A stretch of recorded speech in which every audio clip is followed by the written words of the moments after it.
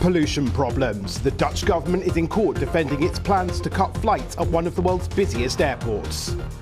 Cash for Colombo. Sri Lanka gets a $3 billion international bailout, but will it be enough to end food and fuel shortages? We'll be live in the capital.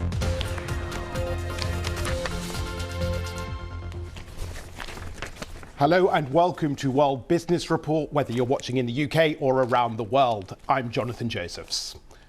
The aviation industry is hugely important to the global economy, but it's also seen as one of the most polluting. It's responsible for about 2.5% of the carbon emissions that are warming the planet.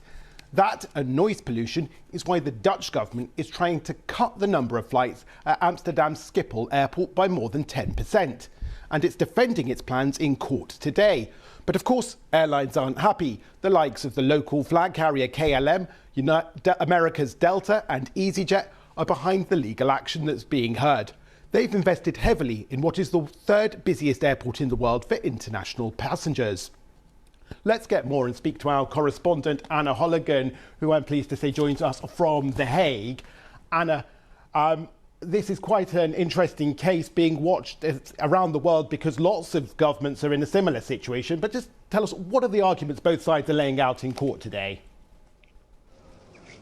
Absolutely, and this could be seen as precedent setting around the world. But let's focus on the Netherlands, because here the government has pointed out residents' concerns, local residents, for their health, for the local environment, for the climate overall, and noise pollution is the really big issue here. So what they want to do, the government wants to do, is reduce the number of flight movements a year from 500,000 to 460,000 by November this year, and then reduce them by another 20,000 by 2024. Now, the airlines and various tour operators say this is all happening too fast. The government hasn't yet considered alternatives and has gone straight for the reduction. So what they say is that shrinkage should only be put on the table as the last option, and there are alternatives to reduce noise, nuisance and CO2 emissions.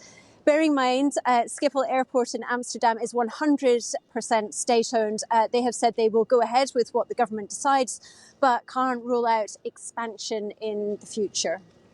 This comes at a time when Middle Eastern airports in particular are vying for that transatlantic business with Schiphol. You've got the likes of Dubai and Istanbul is also trying to get some of that traffic. There's intense competition.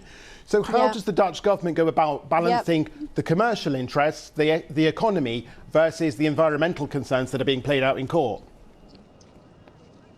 It's really challenging. Schiphol accounts for about between 2 and 5% of Dutch GNP and provides between 120,000 and 360,000 jobs. So hugely important, third busiest airport in Europe, also the busiest in terms of actual aircraft movement. So really important. But then there are the environmental concerns, and the government has really ambitious targets on that front. So a framework has been laid out for the future of aviation here. By 2030, carbon emissions from aviation must be equal to 2005 levels. I'm reading this from a government printout.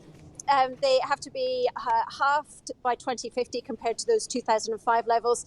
And by 2070, emissions from aviation must be reduced to zero.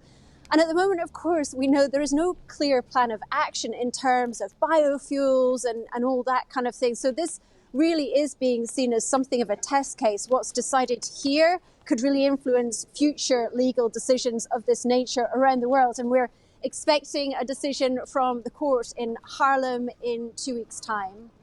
So watch this space, 2 weeks' time for that verdict. Anna Holligan in The Hague for us. Thank you very much indeed.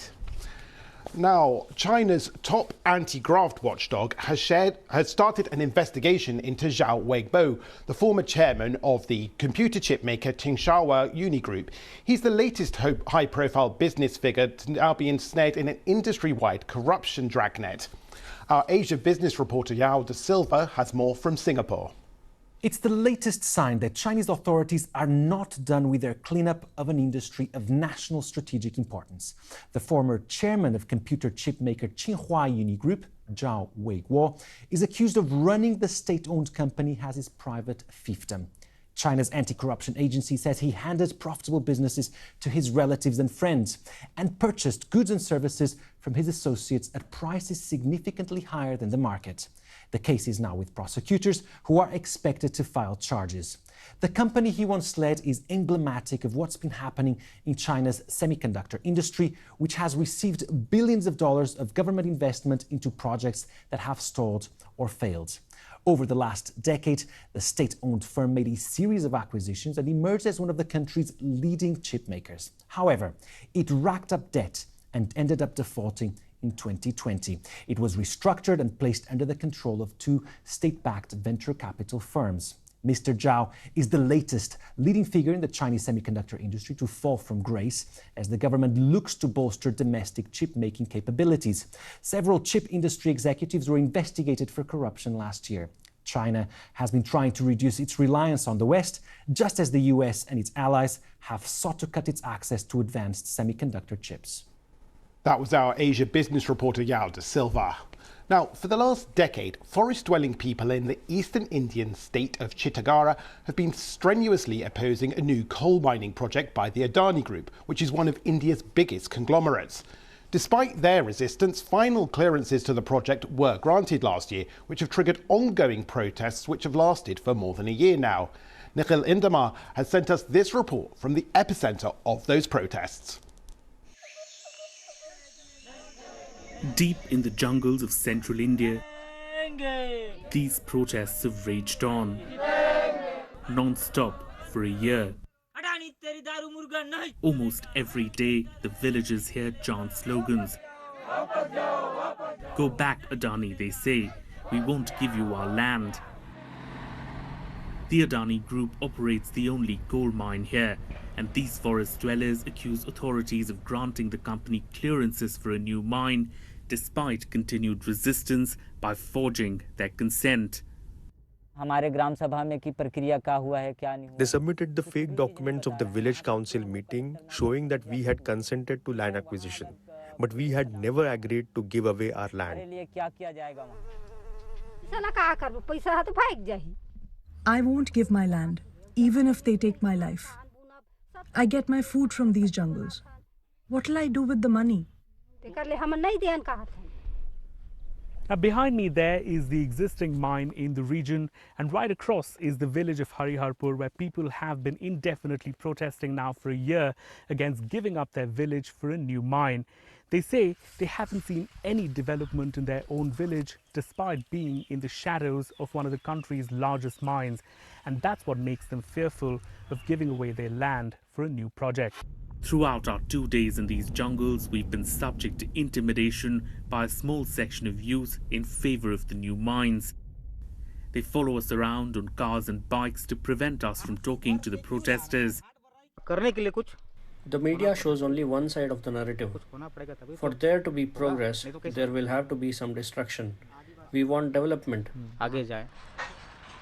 Refuting these allegations, the Adani Group said the Rajasthan Rajya Vidyut Utpadan Nigam, which owns these mines and for whom it is the mine operator and developer, had conducted the land acquisition, rehabilitation and resettlement of people in accordance with the stringent legal and regulatory frameworks. They also said due process was followed while getting the villagers' consent for their land. The Chhattisgarh government didn't respond to the BBC's queries. But resistance to Adani's quest to dig coal in these forests is mounting. For either side, a victory will be hard won. Nikhil Anandar, BBC News in Chhattisgarh, India.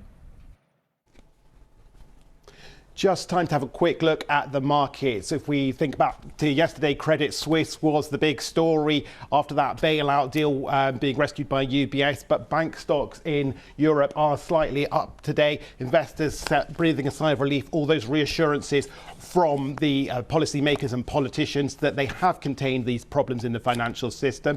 That's all from World Business Report. There's plenty more on the website. Thanks very much for watching.